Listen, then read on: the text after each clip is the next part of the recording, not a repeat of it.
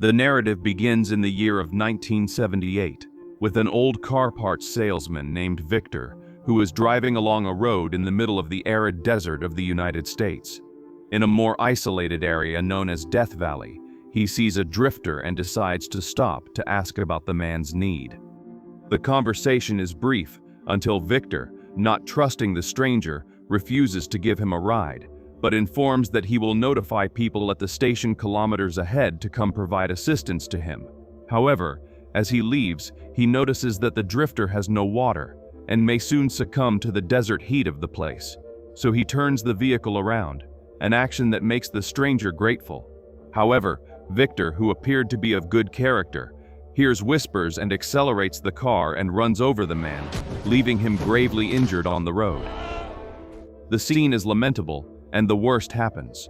The madman in the car slowly accelerates and runs over the drifter, causing unbearable pain.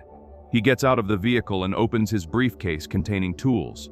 Victor continues to hear the whisper that instructs him to do something cruel. Shortly after, he takes part of the man's tongue and leaves him there to die. Moments later, his car passes by a patrol officer, and part of the tire comes loose, falling near the lawman. Approaching the piece, he notices blood and becomes intrigued by the vehicle that passed by him. Suspicious, he decides to follow the car. Kilometers ahead, Victor arrives at his residence, which is located in the middle of nowhere. Upon entering, he uses a gas mask and places the organic material he captured on the table, where there are human heads. When he goes outside, he is surprised by the officer who subdues him and quickly arrests him with handcuffs on a metal bar. Charles, the lawman, cannot believe it, seeing such a deplorable environment, with humans in an advanced state of decomposition and a rotten smell that takes over the place. He, immediately unable to endure it, leaves the residence and calls for backup over the radio, asking them to come as quickly as possible to Death Valley. Minutes later, he returns inside the house, but is faced with emptiness since the man escaped after cutting off his arm to free himself. Charles goes out in search of the prisoner, but is surprised by the man who holds a homemade saw. Frightened, the officer drops his weapon and runs, while whispers ask something from the stranger. A gunshot makes the officer stop, and then Victor says that his work is finished, so he surrenders. Later, he goes through an interrogation, where upon being investigated, it is discovered that he was a former soldier who served in Vietnam, and his squad along with him were machines of destroying their enemies. When questioned about his crimes, Victor states that the practice in this world will make him something greater in the other world. According to the voices he heard, he would return stronger and immortal. The detective states that the voices are not real, only products of trauma and the early loss of his parents in the war. However, Victor says that they do not know what is real, but states that their destiny is only death. Meanwhile, the officer listens attentively to the interrogation, surprised by the man's evil. On the same day, after confirming his crimes, Victor is sentenced to death by lethal gas. At the appointed time, some people watch the execution of the sentence, among them a priest, journalists, and the new sheriff, Charles, who receives thanks for capturing a cruel killer. In the next minute, they observe the lethal gas killing the criminal. In the next scene, what appears to be his specter, or his immortal version, appears on Earth in Death Valley, and he heads to his former residence. 40 years later, we see that Sheriff Charles, talking with his successor, his son, Officer Harris. A doctor named Ellen approaches and says that Sheriff Charles will be missed. Then we meet Maya, a restaurant attendant who does not like the attitude of the new sheriff, who asks for another glass because the previous one had traces of sugar and he cannot ingest such an ingredient constantly. Her boss scolds her to just respect the lawman and asks her to unclog the toilet. When she does what is necessary, she flushes but ends up not understanding the red color of the water, and even a shirt appears in the device. She tells the boss, who disregards the finding because it is a public restroom and many strange things have already happened there, however without being of much importance. Minutes pass and Harris laments not having much to do in that small county.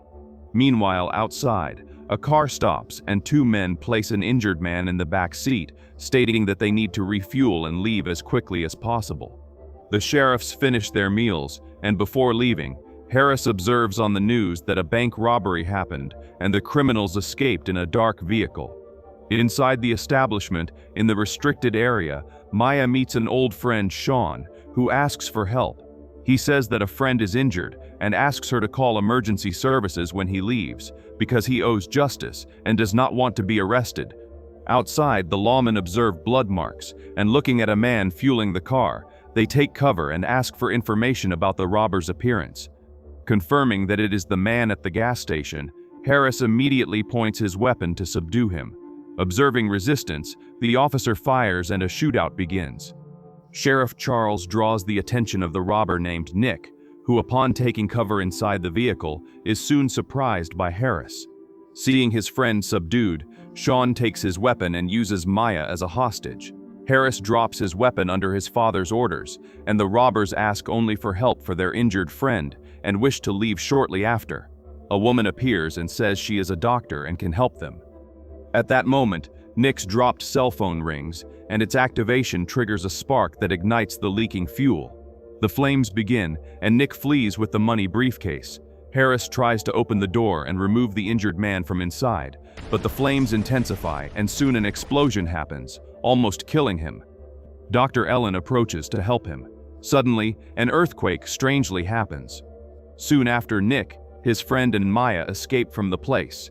Harris is fine, but when Sheriff Charles again calls for backup, the communication has no signal. Behind the restaurant, the criminals ask for Maya's car keys, which are stored in her locker inside the restaurant. When they enter, they notice that the people and Maya's boss have disappeared, which leaves them confused, because minutes ago they were there. Outside, near the inn, the sheriffs smell a rotten odor and try to find where such stench comes from. Suddenly, the radio communication returns, and an officer says he is in the area, but sees no one. When the group goes to the front of the restaurant, they discover that there is no support nor medical vehicle, intriguing them because they just heard their colleagues. They investigate the destroyed car and discover that the body is no longer there, leaving them even more confused. They enter the hotel, and Ellen finds a guest book containing a will made improvised and stained with a handprint in blood. Inside the restaurant, Maya, not wanting to help Sean, throws the car key into the toilet and flushes, which angers the man. When Nick discovers, he furiously threatens the woman with his weapon. Sean, fearing for the old friend's life, says he will go after the keys so they can escape from the place. Sean and Maya go to the basement of the place where the sewage pipes pass, believing that they will find the keys. Sean breaks a wall to reach the disposal compartment, where there is hope of finding what he wants. Meanwhile, the sheriffs observe from afar the actions of the criminal Nick, who approaches the inns. Nick cleans his weapon when suddenly a police officer appears and interrupts him, only to insult him. Doing nothing, he just turns and enters one of the rooms. Inside the place, he notices an open door, and when he checks the bathroom, he finds only a dead skunk. Suddenly, an old man wearing patient clothes surprises him, but as if disoriented, leaves the room in a hurry and causes surprise to the observers from afar. Meanwhile, Sean searches for the keys, when suddenly Maya hears something inside the underground compartment. When she turns her attention back to her friend inside the waste container, she does not find him on the liquid. She becomes tense, but soon the man emerges. While he cleans himself, he laments not finding the keys. However, when he turns to Maya, he sees her holding what he sought. He gets irritated, but she corrects him for caring more about himself than about her. Here we discover that they were once a couple, but with different professions, they separated. Sean denies the despicable accusations and states that he came not only in search of help, but in search of her, so they could flee together. Maya reflects on his words, but only hands over the key and asks him to leave. Outside, Harris and Ellen are surprised by Nick, who subdues the doctor with a weapon. Sheriff Charles arrives at the place and asks the criminal to drop the weapon. During the verbal confrontation, the two are interrupted by Ellen, who points to the vicinity of the inn. They look in horror at the old patient man staggering on the ground, with a severe wound and blood gushing out of his body before falling dead. The robber does not care about the situation, releases Ellen and leaves the place with Sean in Maya's car. Ellen talks about an establishment a few miles back and wishes to go. However, Harris says that he will go. After talking with the sheriff, Harris sets out in search of help, knowing that the backup Charles called will not come. Minutes later, we see Ellen stating that she knows the patient, an old man who was supposed to undergo surgery that night, but for unknown reasons appeared there at the place. Meanwhile, the robber friends flee by car. After a few kilometers ahead, Nick asks Sean to stop the vehicle and forces him to get out, then fleeing with the weapon and the stolen money. In the restaurant, the sheriff tries to make the TV work, but nothing happens. Ellen looks outside through the window and observes something falling from the sky, as if it were a phoenix in flames. Suddenly, a native indigenous man appears and enters frightened, questioning if the people there had weapons. Confronted about the reasons, he states that the people of his tribe are frightened by what they call the terror devil shadow. The man named Leonard, previously considered missing, says that the creature that pursues his people wishes to torment them and use them as its servants, having already imprisoned them between darkness and light. However, he himself will not be another victim. He builds a small spear with a knife and leaves the establishment. Back to Harris, he walks across the desert terrain until he is prevented from moving forward by an invisible barrier. He tries to cross by propelling himself with speed and even fires at the barrier, but does not succeed. Without understanding what is happening, he runs back to where the others are. Meanwhile, on the road, Nick accelerates his car, happy to be heading toward a future of greatness and with a lot of money. However, he did not expect the invisible barrier and his car collides head-on, causing great impact. In the restaurant, Ellen reads the will and sees the phrase trapped in the shadow, between darkness and light. Confused by the phrase, she decides to search for Leonard for more explanations. On the road, Nick wakes up and gets out of the car. He is surprised by Sean, who is disgusted and at the same time worried seeing the condition of his friend. Nick has lost parts of his skull and nose, but remains still alive in a strange and confusing way. They discover the barrier and question what is happening in the valley. Around the restaurant, Ellen looks for Leonard, but finds only the weapons created by him. Harris at dusk of the day arrives at the center of the valley, where by coincidence he finds Victor's old cabin. He approaches and observes through the cracks what is happening. Horribly, he sees the creature torturing Leonard on a table. Shocked by the scene, he runs, without realizing that the creature that moves like a visible specter noticed him. In the valley already at night, Sean walks still with the briefcase. Suddenly it heats up, and he drops it to the ground. Then the money begins to burn unexpectedly, which causes both to approach to extinguish the flames with their urine. Both are interrupted by Carlos, the friend who previously died in the car explosion, but unbelievably is alive, appearing only burned. The man says that a lunatic in black has a flamethrower, and before running asks his friends to do the same. Inside the restaurant, Ellen presents the findings and tells the others that she considers believing in Leonard's stories about an enemy tormenting the entire valley. The sheriff refutes the idea and says that devil shadow, supernatural creatures, are only superstitions. Harris appears and advises them to believe, because what he witnessed shows something supernatural happening there. He tells about the invisible barrier that surrounds the entire vast region of Death Valley, and adds the information that a lunatic was performing surgery on Leonard. Observing the document, Ellen says that the creature called Reeker doesn't like rotten meat, which explains the terrifying actions carried out with the victims' bodies. Charles states that it is only the robbers causing chaos and terror, but little does he know that the two will go through a terrifying situation. When Nick crouches to recover part of the money, Sean decides to leave without him. However, they are surprised by the Reeker, which appears out of nowhere in front of them, and using a flamethrower sets Nick on fire. Sean in panic runs away, while the creature leaves. Minutes later, at the restaurant, Harris with a shotgun stays outside guarding the place. When Sean appears in front of him, frightened asking to be arrested. Knowing that the criminal had seen the creature, Harris states that he will need his help. However, Sheriff Charles says that it will not be necessary because only prison awaits him. Sean tries to speak about what he experienced, but the sheriff does not believe him. He asks for a check on Sean's condition, and when Ellen examines him, she notices that his heartbeats are almost non-existent, something natural for someone in a coma or almost dying. She checks everyone's heartbeats and realizes that all are in the same situation, believing in the supernatural. They are not dead, but they are also not fully alive. Analyzing the situation, Sean suggests that they cannot injure themselves or cause their own deaths, only the creature that hunts them. The skeptical sheriff still does not believe and says that a good night's sleep will make everyone wake up sane. Sometime later, Harris is guarding without Reeker, believing that they are in a parallel dimension where death is everyone's destiny. Sean tries to talk but soon realizes that he is alone. Then we see that Harris moved away because he had heard someone calling him.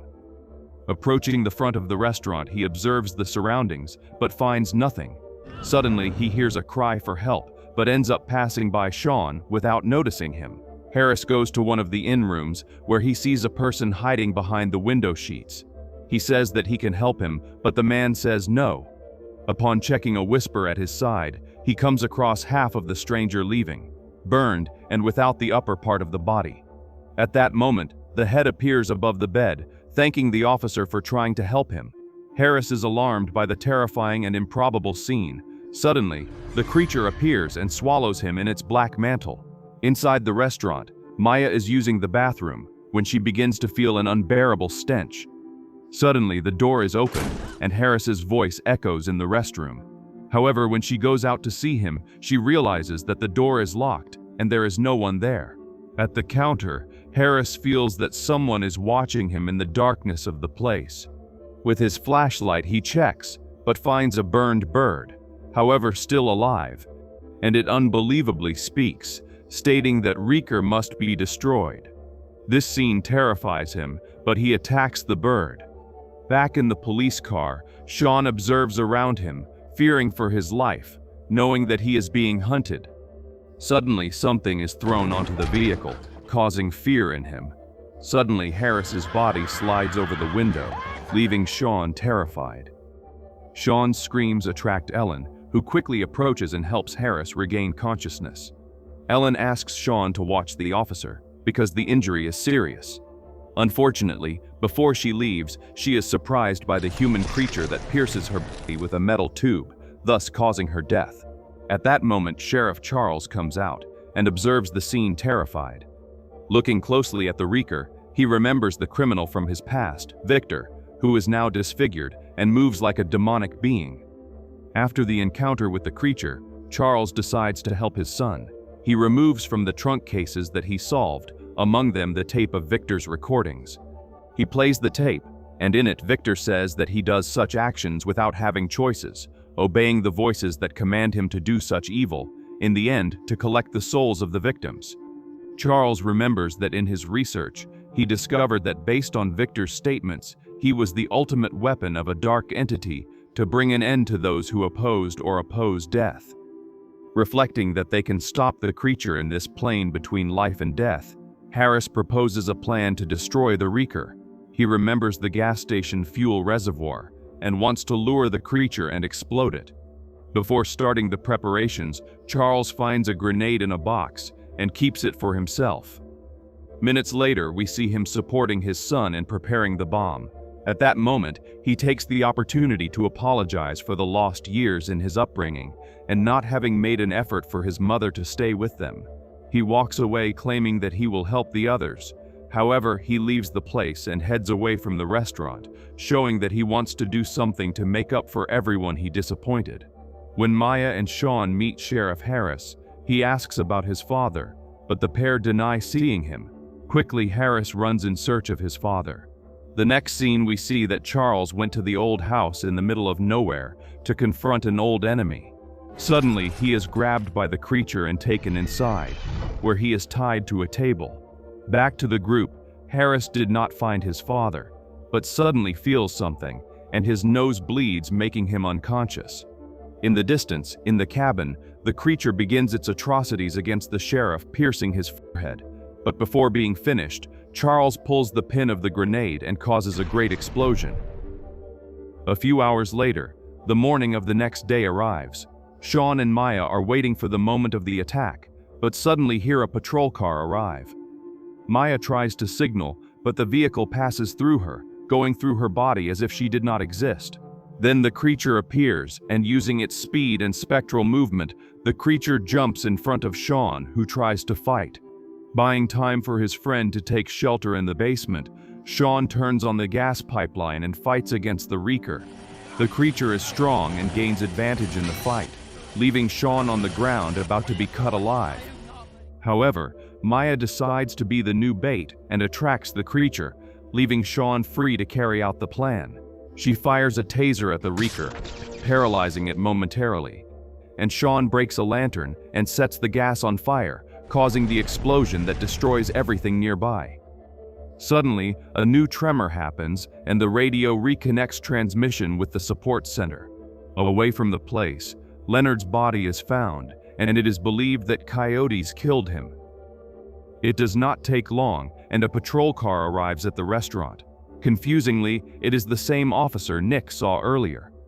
At the place, he observes the fallen people, including the two sheriffs, the dead doctor, and further ahead Sean, who protected Maya's body, and the criminal who died for being right next to the explosion.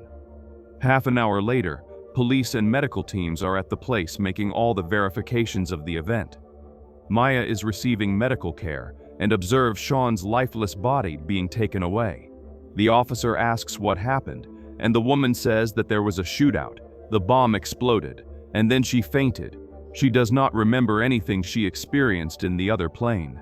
Meanwhile, Harris laments the loss of his father, who probably died in the confrontation with the criminals. The next scene, we see what really happened. The fuel bomb exploded, causing flames that consumed the bird that Charles saw. In the shootout, Charles fired a shot at the gas pump, but was shot and killed shortly after by Nick. The doctor was helping Harris when the bird fell onto the gas pump, which caused another explosion. The force of the explosion instantly kills Nick and Sean, and by a metal bar thrown, Ellen is finished.